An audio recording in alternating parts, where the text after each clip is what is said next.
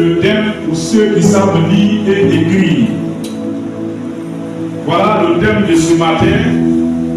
Tu dois grandir afin que le plan de Dieu s'accomplisse dans ta vie.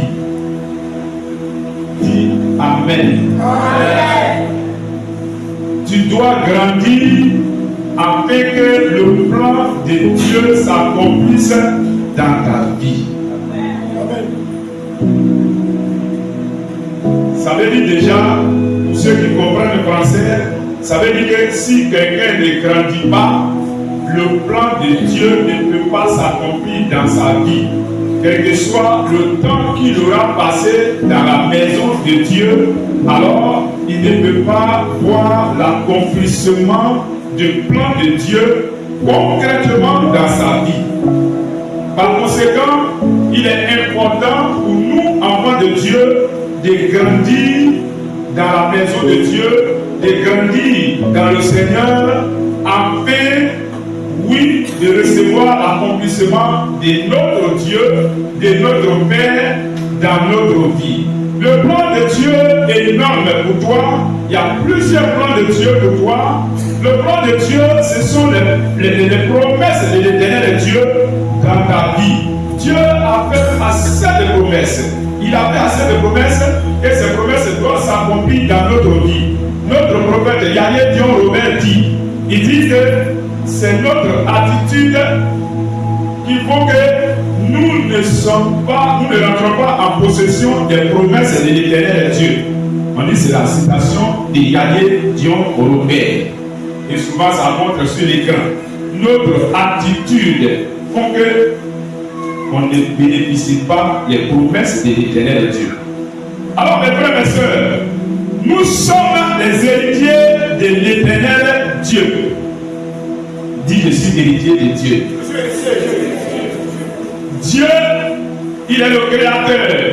Il est Dieu, il a créé le monde entier. Il est Dieu, l'or lui appartient. Il est Dieu, l'argent lui appartient. Il est Dieu, tout ce que tu cherches lui appartient. Il est Dieu, la santé lui appartient. Il est Dieu. Mais où je voudrais insister ce matin, dans le plan de Dieu, ça serait le Saint-Esprit. C'est une des promesses de Dieu pour nous, les enfants de Dieu.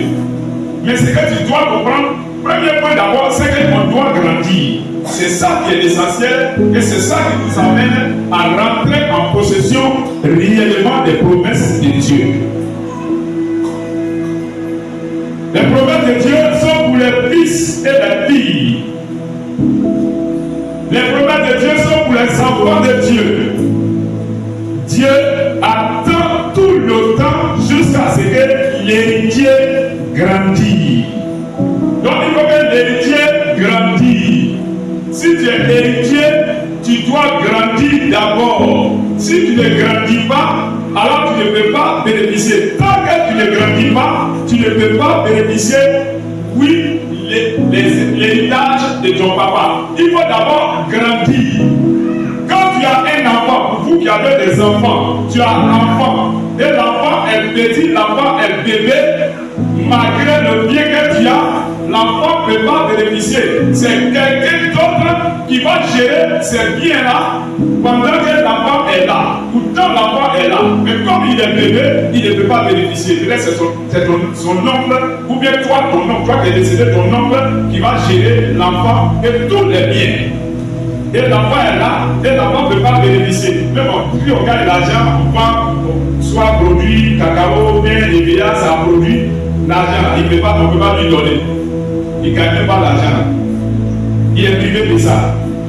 Et tu restes, quand tu ne grandis pas, tu restes dépendant. Ça veut dire que tu dépends des gens quand tu ne grandis pas. Un enfant dépend toujours des grands. Un enfant dépend toujours des parents. Tant que tu es enfant, c'est quand on se marie chez les atiers, ils aiment tellement vivre en famille.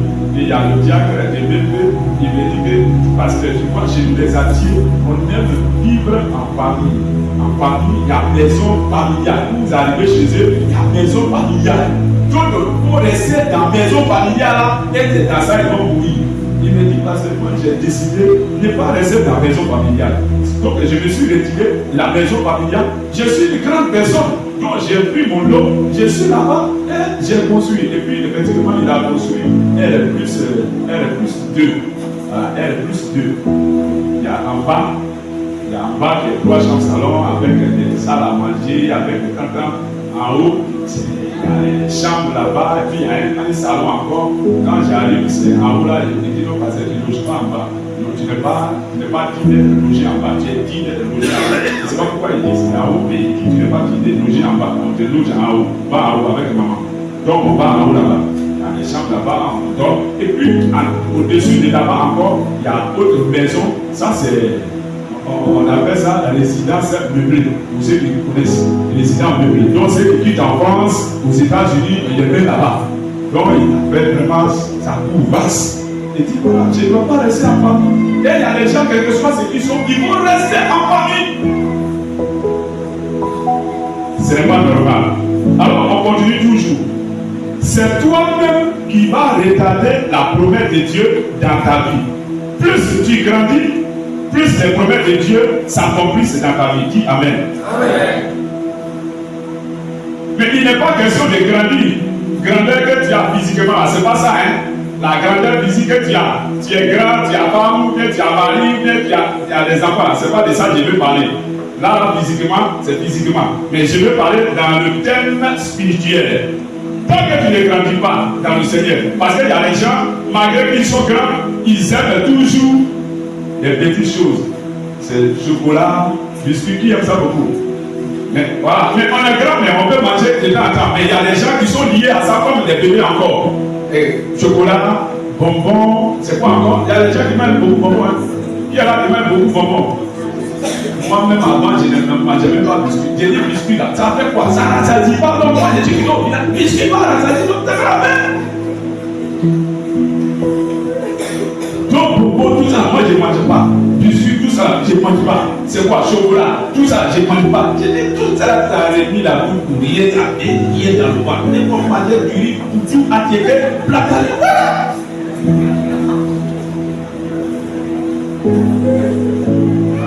Alléluia. Donc, il y a des gens qui sont grands, mais malgré tout ça, ne peuvent pas manger les nourritures solides.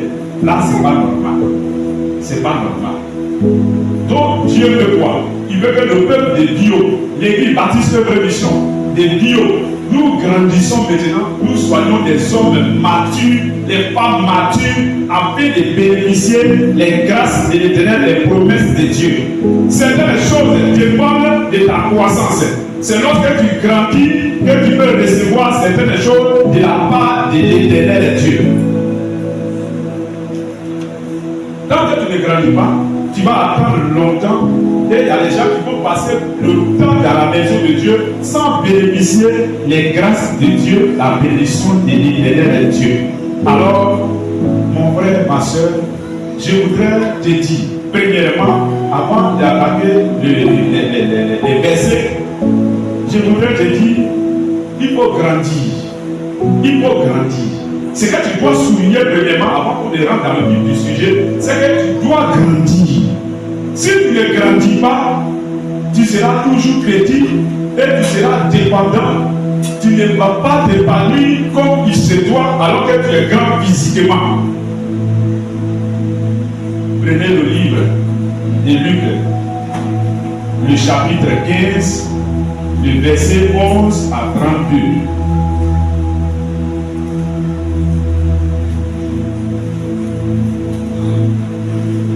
Luc, le chapitre 15, verset 11 à 32.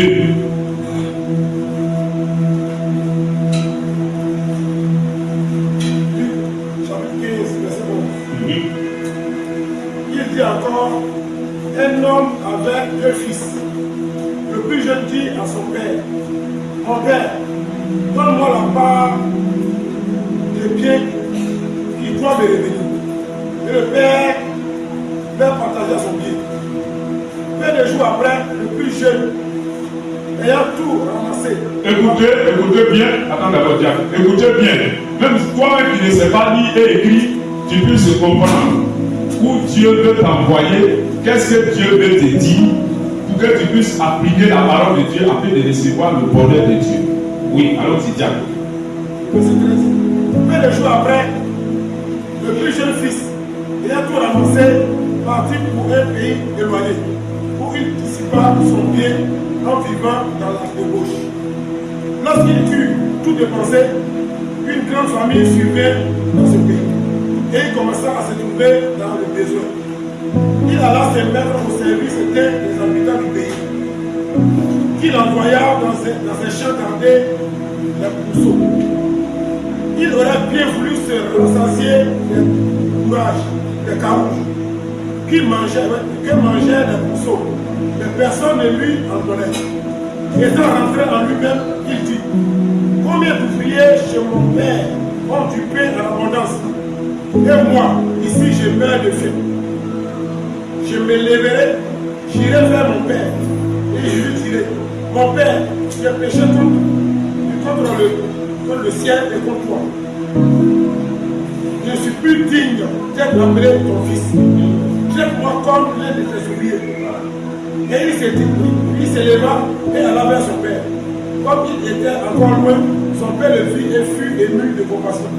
Il courut se jeter à son cou et l'embrassa. Le fils lui dit: mon père, j'ai péché contre le ciel et contre toi. Je ne suis plus digne d'être appelé ton fils. Mais le père dit à ses serviteurs: apportez vite la plus belle robe et revêtez-le. Mettez-lui un anneau au doigt et des souliers aux pieds. Amenez le foie gras et tuez-le, mangeons et réjouissons-nous. Car mon fils que voici était mort et il est revenu à la vie. Il était perdu et il est retrouvé. Et il commençait à se réjouir. Or le fils aîné était dans les champs. Lorsqu'il revint et approcha de la maison, il entendit la musique et les danses. Il appela un de ses serviteurs et lui demanda ce que c'était. Oui.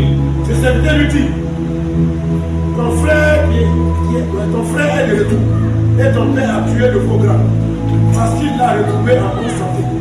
Il s'est mis en colère et ne voulut pas entrer. Son père sortit et le pria d'entrer. Mais il répondit à son père: voici, il y a tant d'années que je te sers, sans avoir jamais transgressé tes ordres. Et jamais tu ne m'as donné un chevreau pour que je me réjouisse avec mes amis. Et quand ton fils est arrivé, celui qui a mangé ton pied avec les prostituées, c'est pour lui que tu as tué le pauvre. Mon enfant, lui dit le père, tu es toujours avec moi, et tout ce que j'ai est à toi. Mais il fallut bien s'égayer et se réjouir, parce que ton frère, que voici, était mort, et qu'il est revenu à la vie, parce qu'il était perdu, et qu'il est retrouvé. Amen. Amen. On va aller doucement. Nous venons de voir une histoire ici. Un monsieur qui est vachement riche et qui a 2 enfants. Et les 2 enfants se sont comportés. Il y a un comportement de chacun chacun son comportement n'a pas plu au père. À leur père, chacun a s'est comporté d'une manière ou d'une autre. Maintenant, je voudrais souligner avec celui qui ne grandit pas, je voudrais souligner l'immaturité, mais l'immaturité qui a 2 parties. L'immaturité hors de l'église. Ça dit quoi? Il y a quelqu'un qui peut être dans l'église à cause de l'immaturité, à cause de certaines choses dans l'église. Il sort de l'église, il rétrograde, il sort de l'église et il va dans le monde vivre comme bon lui semble, se livrer à la prostitution, à la débauche, se comporter comme un païen. Et il se comporte comme un païen et ça vie crée confusion dans la vie des gens. Même on se pose la question, mais les chrétiens qui font comme ça, les chrétiens qui font ceci, les chrétiens qui font cela. Quand on était allé saluer le sous-préfet tout récemment, il a dit en tout cas l'église des protestants baptistes de religion est rigoureuse. Mais, conjonction de coordination. Et il dit, il était dans un coin, c'est vrai, il a vu que l'église baptiste, c'est vraiment une bonne église, une église véritable, il connaît Yahya Diorobé, c'est un modèle, mais il arrive dans l'église où il est passé, bon, quelqu'un qui parlait bien de l'église, mais sa vie c'était la débauche, c'était ceci, lui il est gouvernement, finalement rien. Ça m'a beaucoup touché. Ça m'a vraiment touché.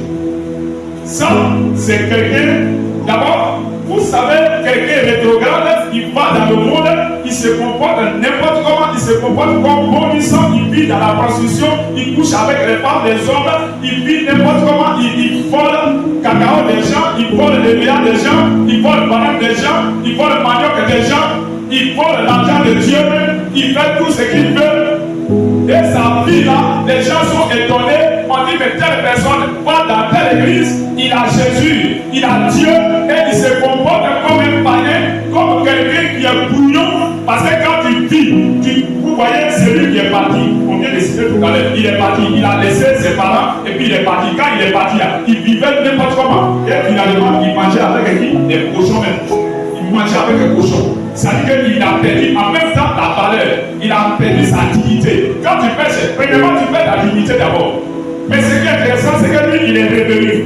Il est revenu à Dieu, il est revenu à son Père pour se répartir. Donc quand on vit dans l'église et on ne grandit pas, voilà les comportements, on peut sortir de l'église parce que telle personne a fait ceci, telle personne, il y a eu telle chose, il y a eu telle chose, il y a eu telle chose, il sort de l'église, il devient païen, ou bien il se promène n'importe comment. Deuxième point, il y a l'immaturité qu'on appelle l'immaturité dans l'église.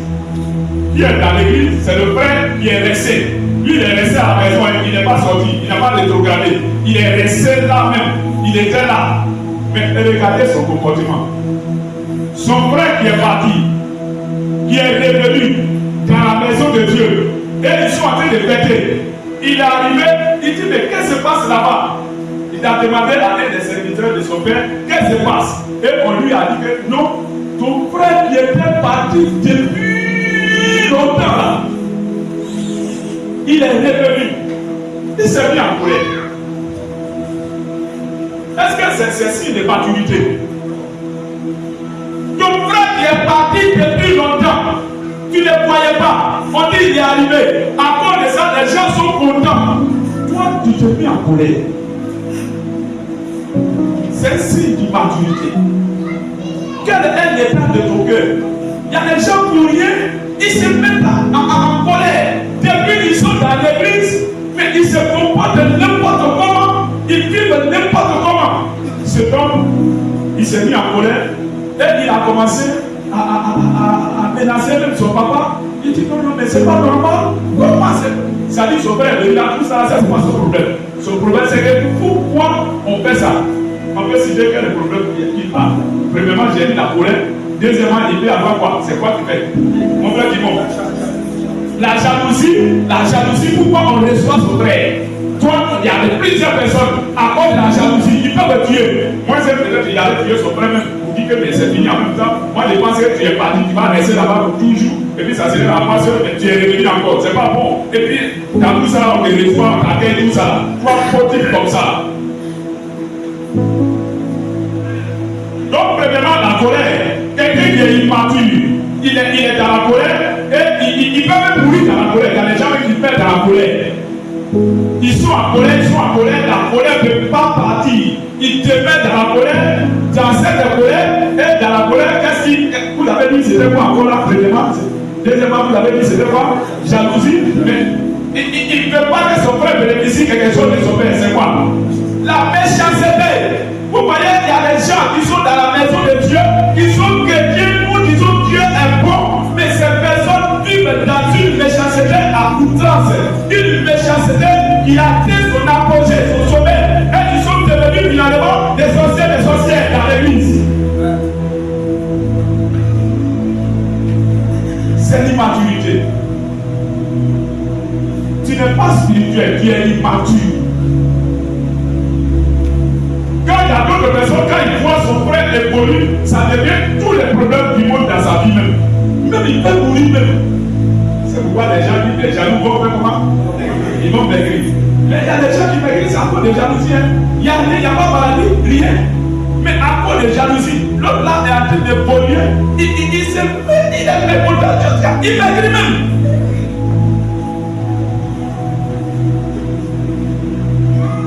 C'est pourquoi vous voyez, il cherche à tuer même l'autre. Parce qu'il va maigrir, lui-même va mourir. Donc il cherche à tuer la personne.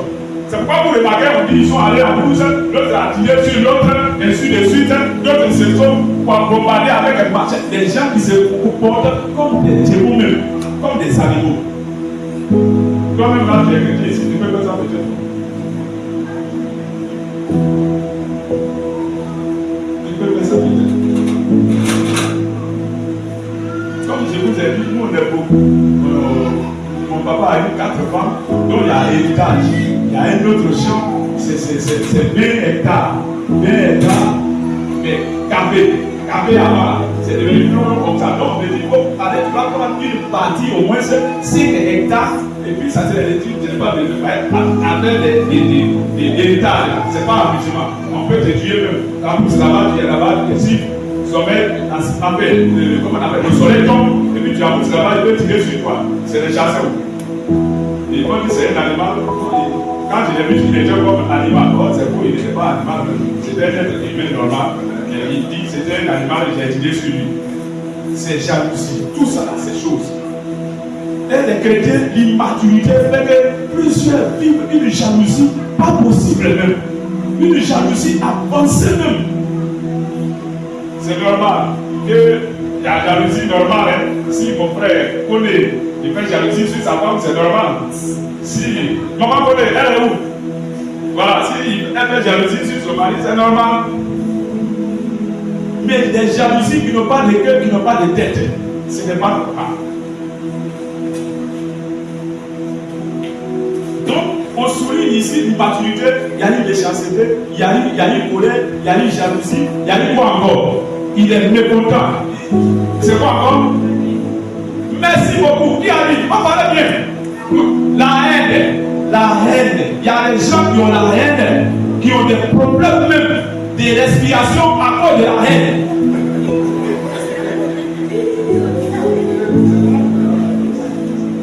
La haine dans le cœur, c'est pas amusement. C'est un problème de respiration. Ce qui peut être maigri aussi. Parce qu'il a la haine, il n'arrive pas à respirer bien. Quand il apprend qu'il a bénédiction est tombée sur le frère ou sur la sœur encore, mais c'est gardé dans ton cœur. Il ne peut pas respirer même la nuit, il a tous les problèmes, il a tous les problèmes. La haine dans le cœur, ça remplit la haine. C'est l'immaturité. C'est l'immaturité. Et quand Caïn et Abel, c'est Caïn et Abel, non? Caïn et Abel, l'autre, son offrande a été agréé, et puis l'autre, son offrande n'a pas été agréé. L'autre s'est mis en colère. Même chose, l'immaturité. Colère terrible, quand colère est arrivée, Dieu lui a dit, l'état dans lequel ton cœur est là, il faut se repentir, il faut revenir à l'éternel des cieux. Sinon, le péché est tapis à ta porte. Si tu ne fais pas attention, tu seras la gloire de ce démon. Donc, on fait attention, éviter. S'il faisait attention, il allait revenir à Dieu, et Dieu allait lui donner au moins une bénédiction. Mais il n'a pas fait ça. Il a demeuré dans une haine. Et quand quelqu'un a la haine, il peut quoi encore? Il peut tuer. La haine, c'est tuer aussi en esprit. Tu peux tuer quelqu'un en esprit parce que tu es la personne tellement. Quand j'ai commencé à l'USO, il y a une maman qui a dit, elle dit, mais on va prier aujourd'hui. Elle dit, comment? Elle dit, non. Je suis sorti matin, j'ai vu Moussa. Quand je suis sorti net, c'est Moussa que je n'aime pas, c'est sa tête que j'ai vue. Donc on doit prier pour qu'elle puisse se retrouver. Comment tu sors matin, tu trouves un être humain, et la haine crée en toi Dieu, en tout cas la haine crée des problèmes, et tu ne peux pas respirer normalement. On doit prier pour que tu retrouves normalement ta respiration, parce que c'est trop fort pour toi. Un être humain, et puis les grands responsables. Mes frères et mes soeurs, la haine. Lui, merci au moins, il n'a pas fait l'hypocrisie, il a dit directement, il a exprimé. Mais d'autres personnes aujourd'hui, il y a d'autres, c'est par l'hypocrisie qu'ils sont devenus responsables. Vous comprenez un peu? Par l'hypocrisie, ils sont responsables. Ça veut dire quoi? C'est qu'ils paient en cachette là. On ne les voit pas. Ils paient les choses en cachette et ils se montrent normalement. Et c'est dans cette hypocrisie, on lui a confié des responsabilités et il a fait d'assumer cette responsabilité dans l'hypocrisie toujours. Soyez libérés au nom de Jésus. Soyez libérés au nom de Jésus. Il y a des chrétiens qui sont dans l'église, l'immaturité dans l'église, ceux-là pensent tout le temps, ils vivent critique, calomnie, pampagoya.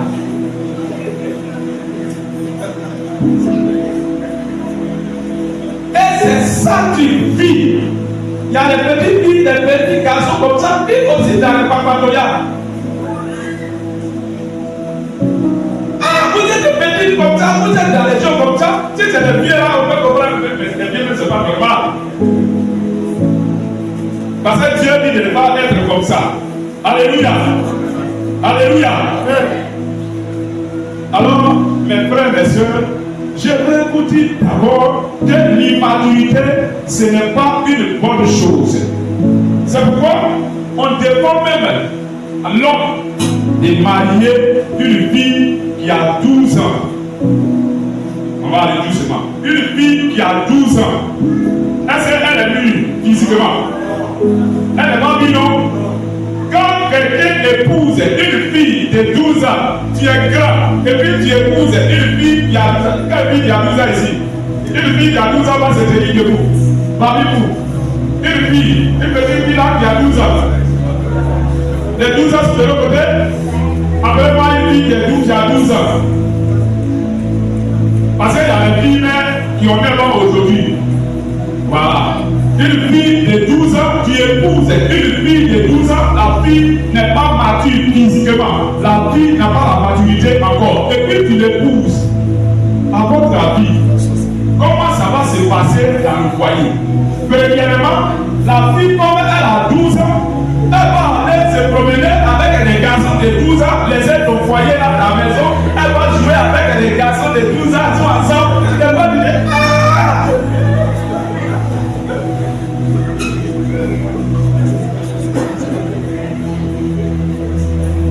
Elle n'est pas mature et tu l'as mariée. Donc pour dire quoi? Quand on épouse une fille de 12 ans, elle va passer tout son temps au dehors, elle fait des choses que toi-même tu es connu de regarder. Les mamans, je ne vais pas, c'est pas pour tout parler mal, hein. Voilà. Mais une fille, et regardez ce que les femmes font même souvent. Les mariés. Les mariés. Voilà notre fille, elle a 12 ans. Tu l'as mariée là. Quand vous vous asseyez, toi-même tu as honte même. Et tu dis chérie, elle dit oui. Tu n'as pas dit papa.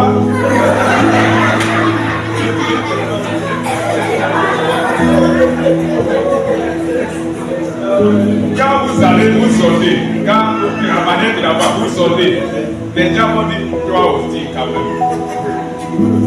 Beaucoup de femmes sur la terre, là, cette petite fille là qui allait marier, toi aussi, ma fille, tu peux partir.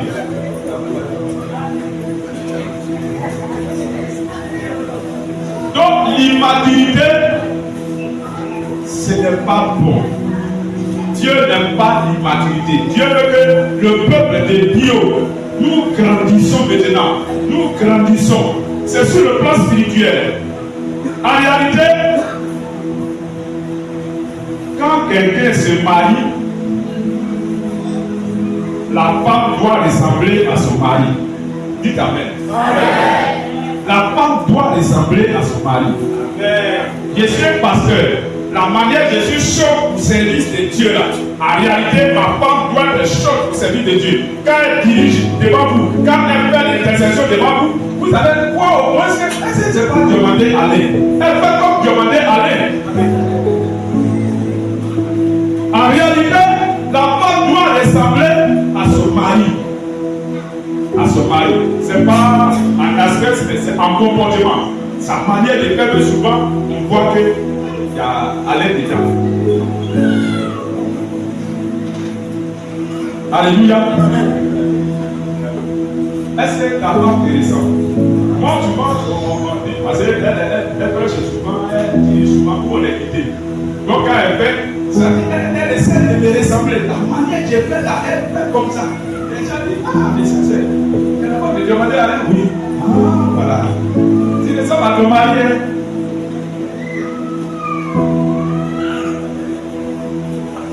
Alors, je vais dire quoi? Je vais dire que l'église doit ressembler à son époux. L'église doit ressembler à son époux, qui est Jésus de Nazareth, qui est l'éternel Dieu. Tu es l'église, tu dois ressembler à l'éternel Dieu, tu dois ressembler à Jésus-Christ de Nazareth. Quand Jésus pardonne, toi aussi tu pardonnes. Mais si Jésus pardonne, et puis quand tu continues dans la colère, ça veut dire que tu ne ressembles pas à Dieu. Est-ce que tu ressembles à Dieu? C'est pourquoi Dieu nous dit qu'il y a ce qu'on appelle, comment on appelle, le fruit de l'esprit et puis le don de l'esprit. Et quand vous prenez la Bible, les souverains sacrificateurs portaient deux choses. Il y avait la clochette, et puis il y avait grenade. Donc, grenade là, ça pesait plus que la clochette. La clochette là, ça c'est simplement les dons spirituels. Maintenant, grenade là, c'est le fruit de l'esprit. Le fruit de l'esprit qui compte beaucoup chez Dieu. Ça veut dire que quelqu'un, Dieu veut t'utiliser beaucoup, et puis tu n'as pas vie de Dieu. Vous avez remarqué ça un peu? Les anciens, vous avez remarqué ça un peu? Les choses se passent vraiment, mais tu regardes, tu vois que la vie n'est pas conforme à la parole de Dieu.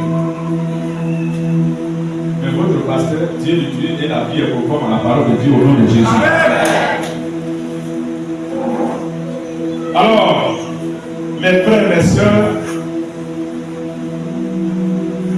il te faut la maturité spirituelle. La maturité spirituelle, c'est quelqu'un qui est en contact avec Dieu, qui a la vie de prière. La vie de prière. On dit quoi? Une âme qui ne respire pas est une âme. Ouais, Marius. Ouais, Marius. Il est de l'autre côté. Beaucoup sont chez les enfants là-bas. Hein? Marius a dit, on prie. Il est venu une fois à la prière matin. Marius s'assoit, il donne seulement. Marius s'assoit, il donne seulement. Marius s'assoit, il donne seulement. Bon, moi, finalement, je ne pourrais pas passer tout mon temps à réveiller les gens parce que les gens peuvent travailler comme ça. Au lieu que moi, j'ai pris, c'est réveiller seulement. Réveiller seulement. Je vais passer tout mon temps à réveiller les gens. Et puis, je ne vais plus prier. Donc, j'étais obligé de le laisser dormir maintenant. Que le Seigneur nous bénisse. Il nous faut la vie de prière. La vie de prière. Dis Amen. Amen. La vie de cette fois-ci, tu vas répondre en anglais. La vie de prière. Voilà, quelqu'un a répondu ce qu'il voulait. Il faut que vous aimez la vie de prière. Voilà. C'est yes, la vie de prière. C'est yes, la vie de prière. Il faut que vous aimez la vie de prière. C'est ça, merci beaucoup.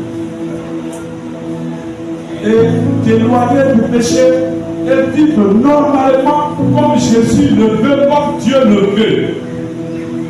C'est possible, mon frère. C'est possible. C'est possible. Moi, quand j'ai accepté Jésus nouvellement, j'ai laissé le monde. J'ai laissé le monde totalement. Et tellement j'ai laissé le monde totalement, je pensais que je suis bénique. C'est-à-dire, je pensais que je suis quelqu'un qui ne doit plus vivre avec les femmes. C'est quand je suis allé en Guinée, c'est une petite fille, une jeune fille, c'est pas une petite fille, une jeune fille, une fille peu. C'est elle qui a réveillé en moi après des mariages. Mais la petite fille vient. Il y a des choses. J'ai dit que je n'allais plus me marier parce que j'étais concentré sur Dieu tellement. Les gens pour nous dire qu'on t'avait dit rien même. Une petite fille. C'est pas une fille. Une fille peu. Donc elle dit, papa, il dit oui. Elle dit, elle n'est pas enlevée. Parce qu'on partait, j'étais en Guinée. Quand avant de t'envoyer en Guinée comme ça dit hors du pays, il faut que tu sois marié. Et moi, à cause des charismes, des occultes, je n'étais pas marié, puis on m'a envoyé. J'étais le premier envoyé sans être marié. À cause des charismes, on dit, toi, il est allé me tenir. Tout a commencé. Tout la petite fille, et papa, nous parlons de l'église. Mais, papa, sa famille là-bas, ils ont pris son petit frère, il va dormir chez le pasteur. Il est dans une villa, il y a un frère qui a libéré sa maison, une villa, qui pasteur veut dormir dedans. Donc j'ai dormi dedans. Bien de mettre tout est dedans. Donc le petit est resté. Donc elle vient, sa grande soeur, elle vient chaque fois, elle va voir, et sa maman aussi, parce qu'on va aller, tu vas voir dans le champ, on va dans le champ avec la fille, on va chercher ensemble.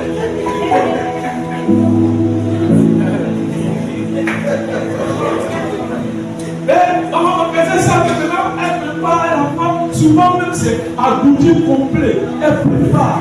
Papa, j'ai fait quelque chose, est-ce que tu aimes papa? Oui.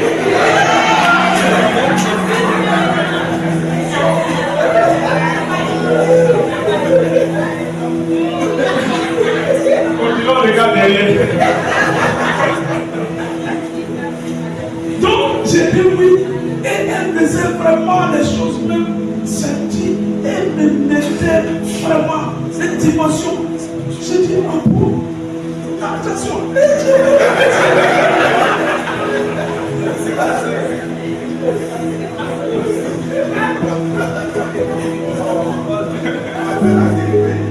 Donc, ça dit, merci beaucoup, quelqu'un avait parlé déjà. Donc, ce qui est très fort, c'est réveillé. Ce qui dormait depuis, ce n'était pas moi, mais ça dormait totalement. Ça s'est réveillé.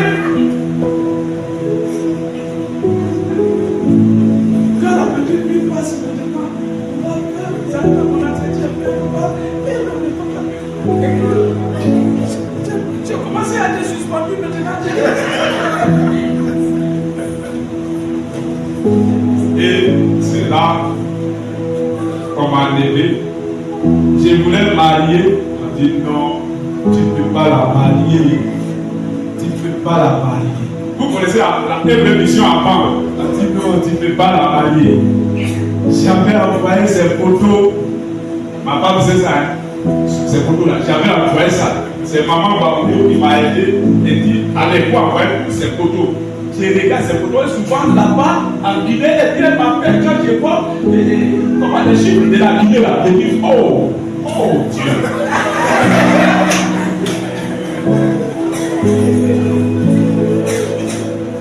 Donc, jusqu'à ce que maman Babou prenne les photos et dit bon, tu as envoyé toutes ces photos. C'est pas la peine de faire mariage comme ça. Elle a déchiré toutes ces photos, tout déchiré. Prenez devant moi. Elle dit c'est fini. C'est pas la peine. Moi, je n'étais pas marié. C'est là que j'ai dit à Dieu, bon, j'étais allé en Guinée, et puis la petite fille a révélé ce qui était en moi. Donc, je crois que je ne suis pas quelqu'un qui va rester sans femme. Je ne peux pas maintenant. Maintenant, femme qui est pour moi là. Moi, je ne vais pas dans l'église, j'étais pas comme ça dans l'église. On dit, souvent les pasteurs disent, il faut venir ici, il y a des filles qui sont ici, tu vas regarder, tu regardes un peu, tu regardes l'être fille, il passe, elle passe. Parmi les filles qui sont passées, laquelle tu as vu. Il faut voir des fois, il faut dire des fois seulement. Tout ça là, j'ai dit, c'est pas la peine. Celle qui est pour moi, il faut l'envoyer jusqu'à où je vais. Et c'est ce qu'elle dit. Amen.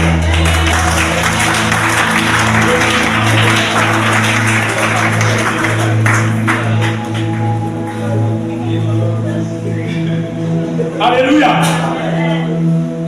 Et depuis ce temps, comme j'ai posé avec Dieu, c'est pourquoi il dit que je ne peux pas, il dit non, je ne peux pas aller aux États-Unis ni en France. Là, je ne peux pas faire 6 mois, sans ma femme, et puis je dors seul là-bas, les petits filles là vont venir. Quand c'est réveillé, c'est pas la peine. on va maintenant aux États-Unis, en France, avec un autre, je m'en vais en même temps. Mais ça, là, c'est pas la peine, je ne fais pas. Ils ont demandé pardon à un pasteur, tout ça. Il dit, c'est pas la peine, je ne fais pas. Je ne fais pas. Soyez bénis au nom de Jésus. Alors, mes frères et mes sœurs, il faut rechercher la présence de Dieu. Dieu veut que tu sois mature spirituellement. La vie des prières, la vie des prières, la vie des prières. Et tu dois te séparer de tout ce qui est péché. Te séparer de tout ce qui est péché, tout ce qui est iniquité. Les comportements que nous avons cités, même tu vas dans l'église et puis tu vis comme quelqu'un qui est immature.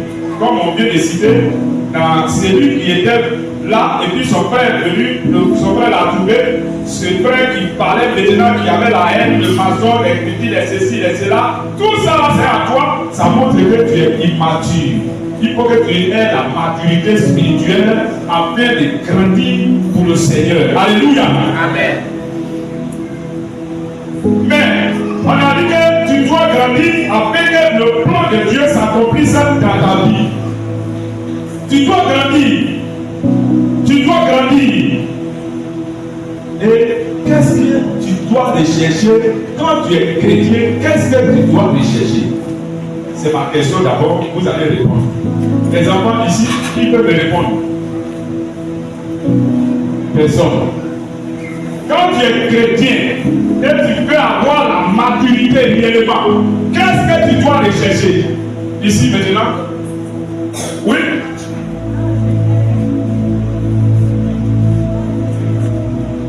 Elle dit quoi?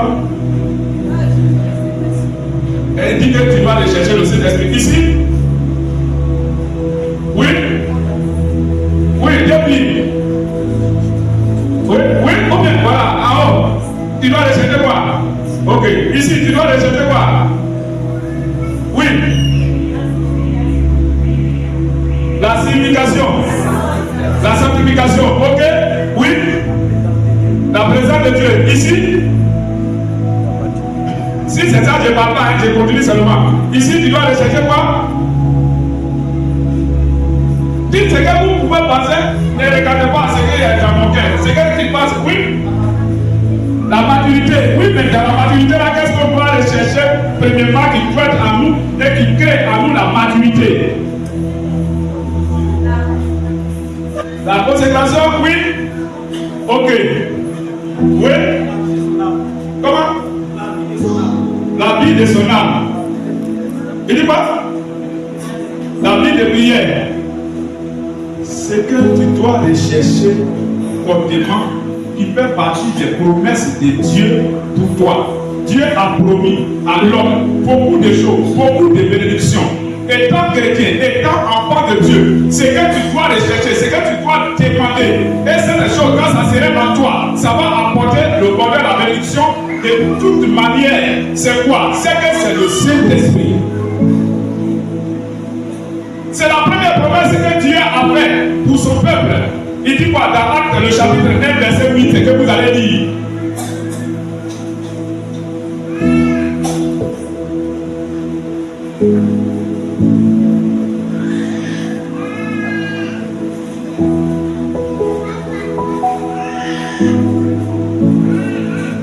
Un lecteur. Acte 1, verset 8.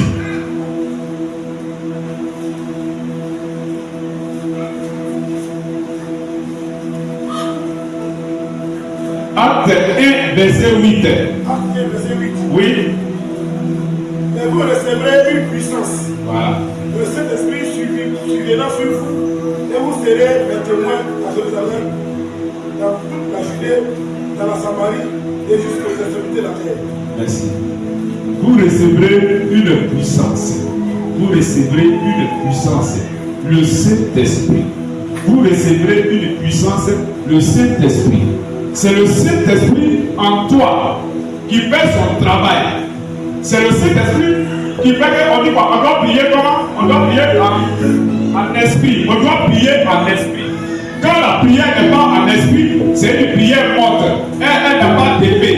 Donc tu dois prier en esprit. Même pour prier, même la prière doit être faite en esprit.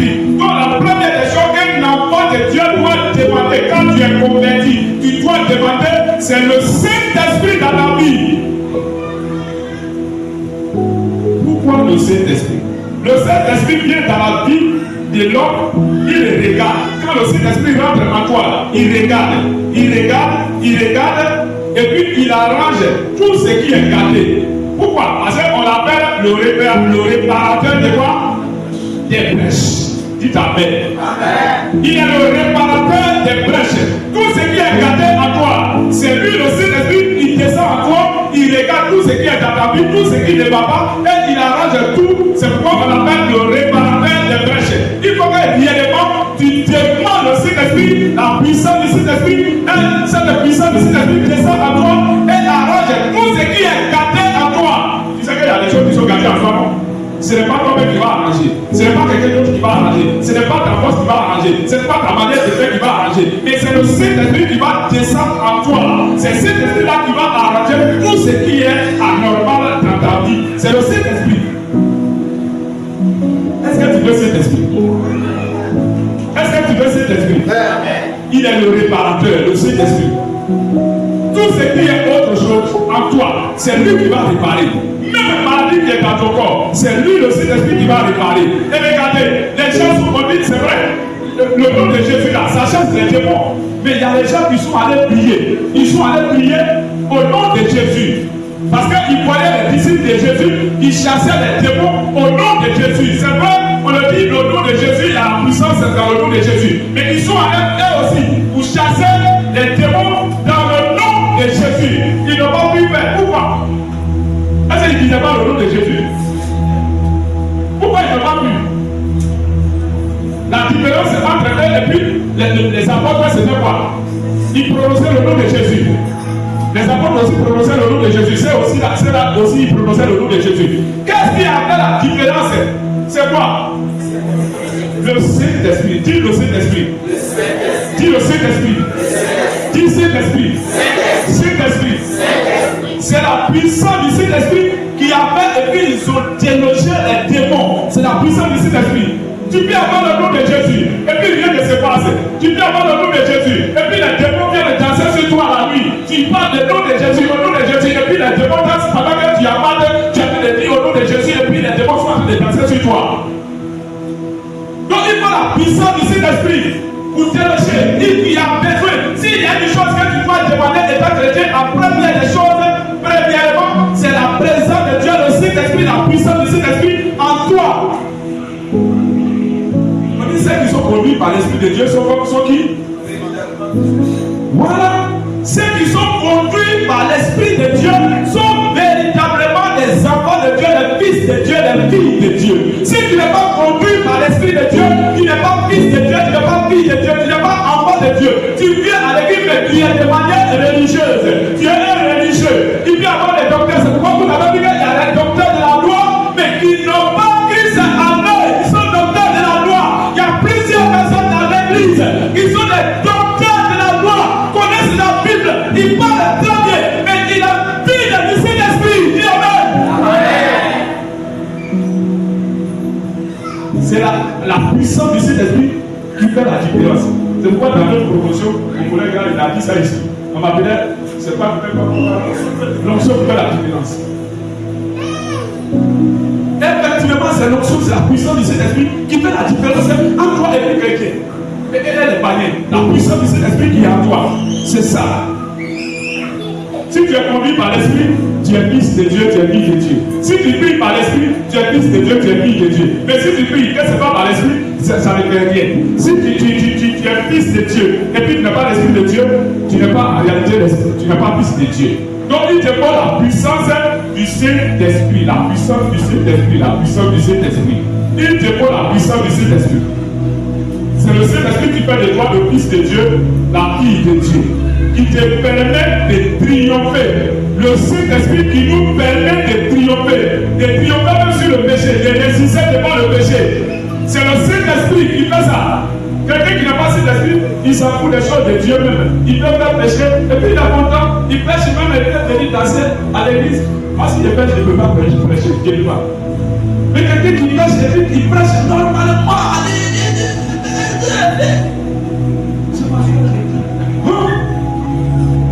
La personne elle est loin. D'empêcher ta détérien de vivre puis, on ne peut même pas sentir que tu as péché même. Il y a des gens quand ils pêchent, la manière qu'ils font, on peut savoir que vous voyez non? Quand il a péché, on peut savoir qu'il a péché. Sa manière de faire, sa manière de se comporter, la manière de marcher. La manière je vois l'homme là, il y a une différence. On dirait qu'il y a quelque chose qui voit. Mais si on ne voit pas de différence du tout, tu as péché, tu n'as pas péché, c'est la même chose. Ça va un peu? Ça va bien? Qui aime le Saint-Esprit? Qui aime le Saint-Esprit? Qui aime la puissance de Dieu? Qui aime la puissance du Saint-Esprit? Qui aime la puissance du Saint-Esprit? Qui aime la puissance du Saint-Esprit? Qui veut que le Saint-Esprit descende en lui? Qui veut que le Saint-Esprit demeure en lui? Soyez bénis au nom de Jésus de Nazareth. Tu as besoin du Saint-Esprit. C'est là que nous allons nous arrêter. Tu as besoin du Saint-Esprit.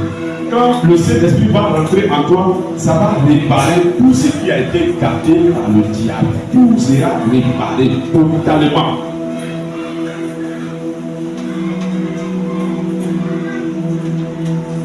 Et le Saint-Esprit te donne le pouvoir.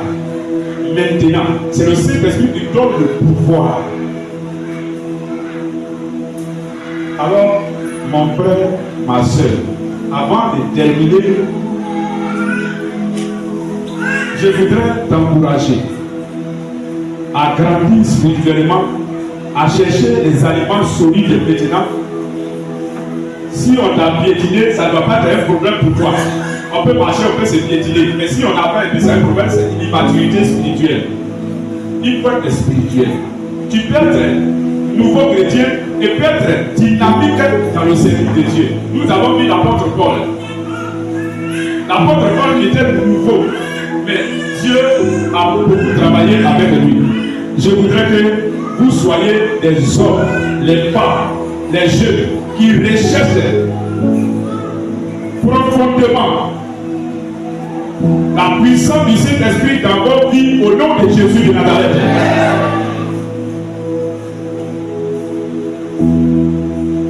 Sois grand, sois grand. Avant de terminer, je vous pose la question. Quelques personnes vont me répondre. Qu'est-ce que tu as retenu? Tu as retenu quoi dans tout ce qui a été dit avant qu'on ne passe à autre chose? Je dois m'assurer que j'ai prêché, mais pas dans le désert, et j'ai prêché au peuple de Dieu. Les dimanches sont là, les continents sont là, les amaris sont là, les Akouba, tous ces frères, ces soeurs sont là.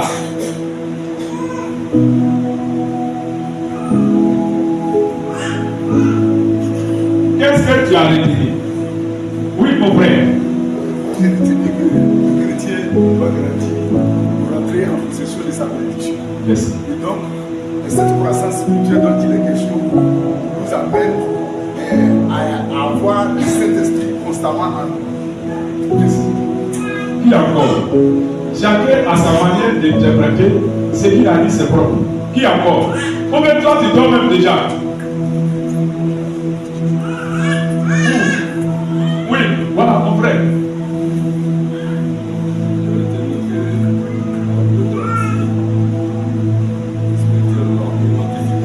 Oui, merci beaucoup.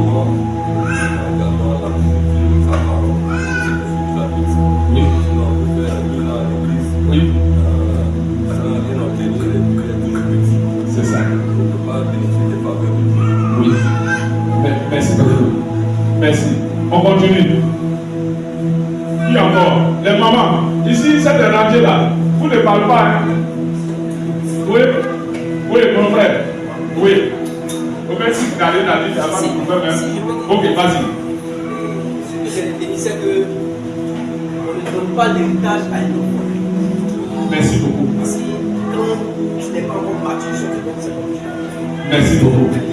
L'exemple d'un enfant, un fils qui a tout gâté, qui a l'hérité. Oui. Merci beaucoup. il a tout gardé. On lui a donné, mais il est allé, il a tout gardé. C'est pourquoi vous allez voir un enfant, en principe, couteau, machette, ça sert de bien. Mais quand tu donnes, il ne peut pas, c'est qu'il mange finalement. C'est pourquoi Jésus a dit, ne donne pas les aliments sains à qui? Ne donne pas des aliments sains aux chiens. Ça doit te faire mal. Moi, quand il dit ça, ça me fait mal. Nous sommes comme chiens, je comprends parce qu'on est comme chiens. Ça me fait mal. Terminé. Ici. Encore les mamans. Les mamans. Ici. Madame Guillaume. Tu as parlé? Tu n'as rien à dire? Qu'est-ce que tu as retenu ici? Reviens d'ici. Oui, maman, Diane.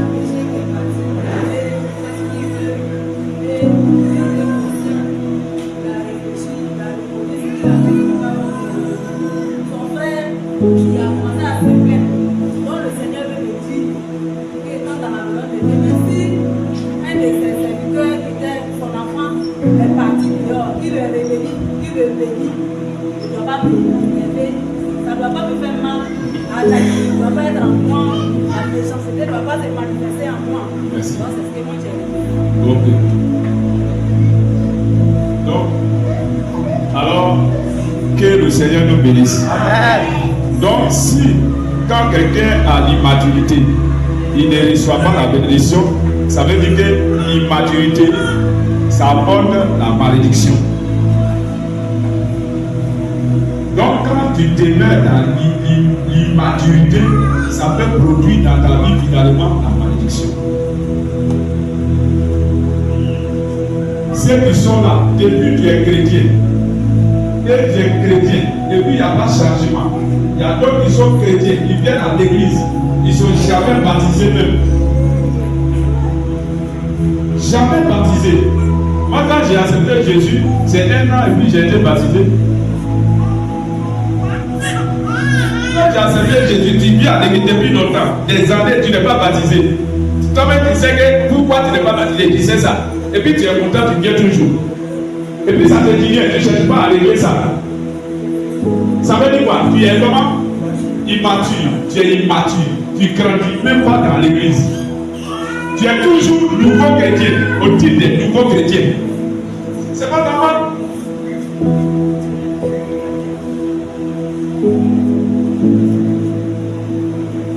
Que Dieu nous bénisse. Dis Saint-Esprit. Saint-Esprit. Saint-Esprit. Saint-Esprit. Saint-Esprit. Saint-Esprit. La puissance de Saint-Esprit. La puissance de Saint-Esprit. La puissance de Saint-Esprit. La puissance de Saint-Esprit. La puissance de Saint-Esprit. On va se tenir.